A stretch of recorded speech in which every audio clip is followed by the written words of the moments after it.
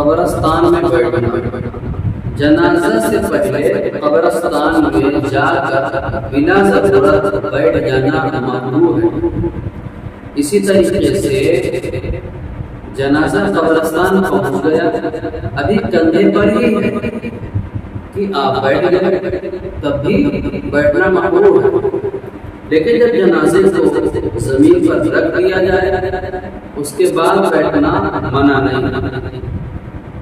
لیکن دیکھا جاتا ہے اس طرح بہت سارے لوگ پہلے ہی سے جا کے قبرستان میں بیٹھ جاتے ہیں، ڈیرا ڈال دیتے ہیں، کہیں کوئی چائے پینے چلا جاتا ہے، کہیں کچھ کرنے چلا جاتا ہے، اور ابھی جنازہ پہنچا نہیں، بھیڑ بڑھیا سے بیٹھی ہے، کوئی ضرورت بنا ضرورت بیٹھے۔ اسی طرح جنازہ آ گیا تو دیکھو ادھر بیٹھے جا رہے ہیں، ادھر بیٹھے جا رہے ہیں، بیٹھے جا رہے ہیں، اور جب جنازہ کو رکھ دیا گیا تو اب ایسی صورت میں بیٹھ سکتے ہیں، کوئی حرج نہیں۔ لیکن جنازہ ابھی کندھے پر ہے، کندھے پر رکھے ہوئے ہیں، بیٹھ جانا بہتر نہیں۔ ایسی طریقے سے بلا ضرورت قبرستان 1 گھنٹہ 2 گھنٹہ اس طرح جا کے بیٹھ جانا، وہاں پر یا گپ شپ کرنا، یا اسی طریقے سے آپ نے دیکھا ہوگا کہ قبرستان میں کہیں کتے دوڑتے ہیں، کہیں گندگیاں ہیں، کہیں کچھ پر، یہ سب بہتر نہیں۔ قبرستان کو صاف ستھرا رکھنا چاہیے، اور جتنی اس کی صفائی ہو سکے اتنی وہاں پر صفائی ہونی چاہیے۔ یہ تو عوام کی ضرورت ہے، جہاں